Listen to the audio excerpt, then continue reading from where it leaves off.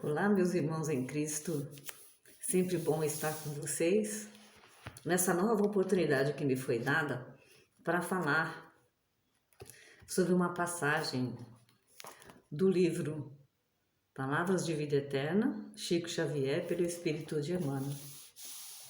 Eu agradeço ao convite e vai aqui a minha gratidão a esta casa bendita, que sempre fez muita diferença em minha vida.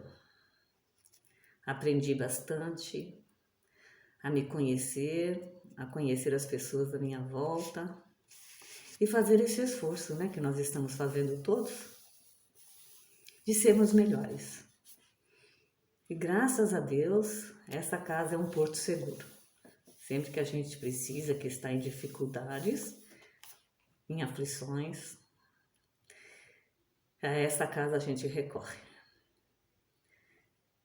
Mas o nosso tema de hoje é no estudo da salvação.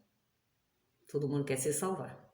Então vamos começar primeiramente pela nossa prece inicial. Vamos nos recolher na nossa intimidade, trazendo essa luz do Evangelho do Cristo para dentro de nós, sentindo a presença amorosa do nosso Mestre, de nossa Mãe Santíssima, elevando o pensamento ao nosso Pai, que é amor, misericórdia e justiça. E também da espiritualidade, do lar espiritual e amor na figura de João de Deus e todos os tarefeiros, desencarnados e encarnados, que a essa casa dignifica, e também aqueles que chegam a ela buscando um consolo para as suas aflições. Se conosco, Senhor, levando essas energias também a todos os lares que nos acompanharem nesse estudo, e que Ele possa também ser essa luzinha a brilhar nos corações de todos os familiares, que assim seja. Então, no estudo da salvação, e todos os dias acrescentava o Senhor à igreja aqueles que se encontravam em salvação. Então ele está falando de salvar, né? Só se salva quem está em perigo, mas é isso. E essa passagem está em Atos, capítulo 2, versículo 47. Está em Atos. O que quer dizer o Atos dentro da Bíblia? Dentro da Bíblia, os Atos vêm após a morte de Jesus e a sua ressurreição. E o que aconteceu depois da morte de Jesus? Os apóstolos estavam todos dispersos e ficaram preocupados, né? Se reuniram e perguntaram: o que nós vamos fazer agora? O que nós vamos fazer agora? Eles tinham bastante aprendizado de Jesus, mas colocar na prática o aprendizado, que é isso que nós buscamos, temos o aprendizado, temos o estudo, mas a prática é que geralmente é mais difícil.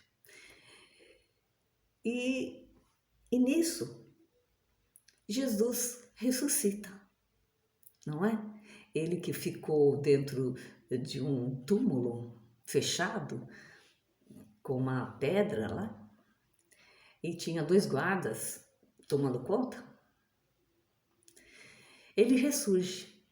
Acontece aquela passagem de que os soldados ficaram admirados porque viram tanta luz saindo daquele ambiente e a pedra se mexeu, mas era uma luz muito forte, tipo um terremoto. E eles saíram correndo, não sabiam o que estava acontecendo. Aí no dia seguinte, quem aparece? Madalena. E Jesus aparece para ela. Ela vai ao encontro de Jesus e Jesus fala: não, Madalena, ainda não estou pronto. A gente entende essa passagem de que Jesus ainda estava se materializando em corpo físico, não é? Ele ali estava em espírito, não estava em corpo. E assim, ele vivencia esses momentos e vai até os apóstolos. Conviveu com os apóstolos por mais 40 dias, explicando a eles tudo que aconteceu e que iria acontecer, da importância do conhecimento que eles tinham e de levar esses conhecimentos. E que eles teriam que ser muito fortes, porque Jesus sabia. Ele foi flagelado, crucificado e morto. Então, e deixou claro para os apóstolos isso, né? Mas ele falou que ele havia dito que tudo isso iria acontecer antes. Ninguém, até na última ceia, quando questionam, né, ele falou assim, não, que ele iria morrer, queria ser traído, falou com quem o traiu e tudo aconteceu. Então ele volta e explica tudo. E depois ele ascende à espiritualidade maior. E aí ficam os apóstolos. Tinham muito conhecimento, mas a prática ainda faltava. Então nessa prática, eles estavam na casa do caminho, que foi essa casa que foi acolhendo as pessoas que buscavam Jesus, só que Jesus não estava mais. E quem estavam? Os apóstolos. Então, quem que buscava a casa e buscava Jesus? E estaria sendo assistido pelos apóstolos? Os aflitos, os que queriam a salvação, os que buscaram Jesus também, enquanto ele esteve aqui, queria. E entenderam, muitos entenderam Jesus e foram curados. Aqueles que foram curados porque já estava alcançando aquela salvação. Jesus curou quem poderia ser curado. E nessa casa do caminho, eles se reúnem, estudam e chegam a uma conclusão que precisariam sair para levar esses conhecimentos aos outros povos, às outras comunidades. E ficam na casa Pedro, Tiago, João, Maria e Madalena. Porque muitas pessoas foram à casa. Famintos, pobres, viúvas, com crianças, doentes. Mas a misericórdia divina também. Muitos que receberam a dádiva, quando Jesus estava encarnado, de uma salvação, foram ali doar dinheiro, sim, porque a casa precisava de dinheiro para acolher esses aflitos. Então foi um movimento que foi crescendo, mas eles tinham que fazer a outra parte, que era levar a palavra da Boa Nova. Então ficam eles e os outros, 2 a 2, saíram para propagar o Evangelho. E isso que chama Atos, é esse estudo do trabalho que os amigos de Jesus, os apóstolos, realizaram. E ficou gravado na Bíblia depois dos 4 evangelhos, né? De Marcos, Lucas, Mateus e João. E os Atos vêm logo após. Então, essas palavras são palavras dos Atos. Então, agora eu vou ao texto.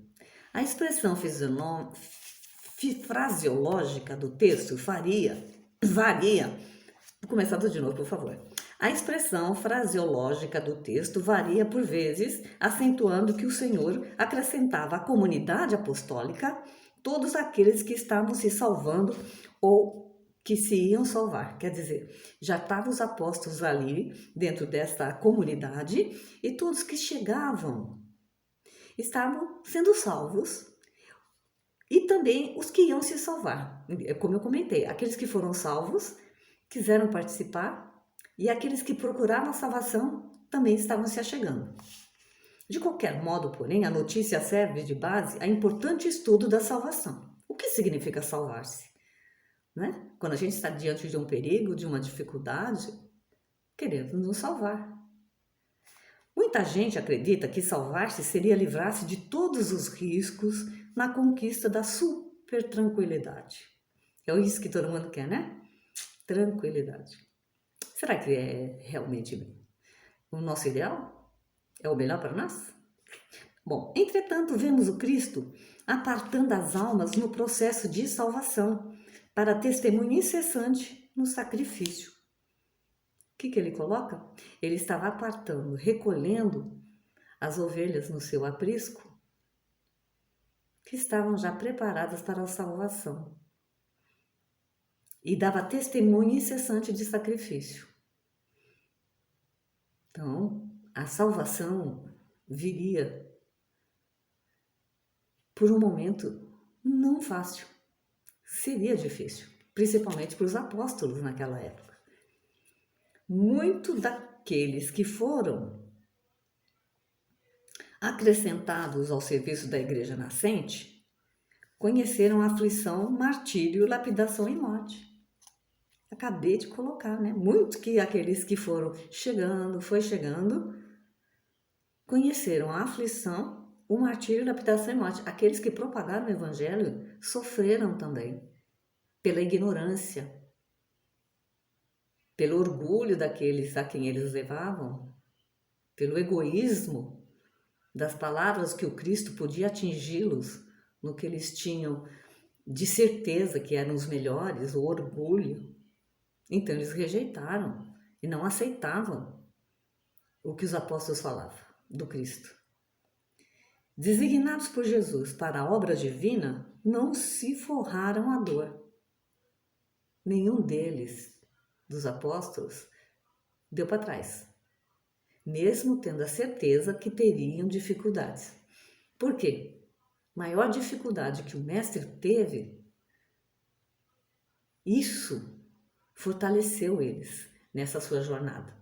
Na realidade, eles eram espíritos que foram preparados na espiritualidade, escolhido um a um para fazer o seu apostolado. Eram espíritos que tinham uma bagagem, tinham força.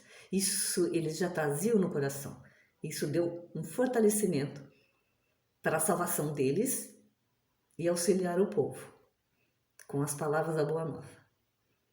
Mãos calejadas em duro trabalho, conheceram o sarcasmo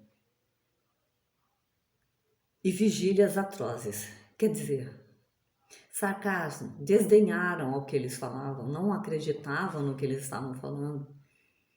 Aqueles que conheciam o Antigo Testamento não aceitaram Jesus, a Boa Nova. Então eles são tidos como até meio espíritos que não tinham credibilidade e foram escorraçados de muitos lugares.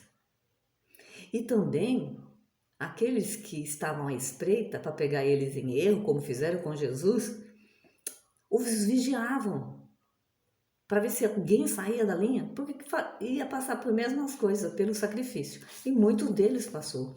A gente sabe que dos apóstolos, só João, é que conseguiu viver todo o período. Quase 100 anos, né, João viveu. Os outros todos foram martirizados, todos. Pedro, todos foram martirizados pelo povo, pelo poder da época. Mas se entregaram por amor a Jesus, pelo amor à causa que eles acreditavam. E que chegou até hoje, né? Paulo, que não conheceu Jesus, também foi um apóstolo. Só que ele conhecia a lei antiga, mas abraçou a boa nova, depois que ele teve aquele contato com Jesus na estrada de Damasco. De perseguidor, ele passou a ser apóstolo também. Né? Não viveu com Jesus, perseguiu Jesus.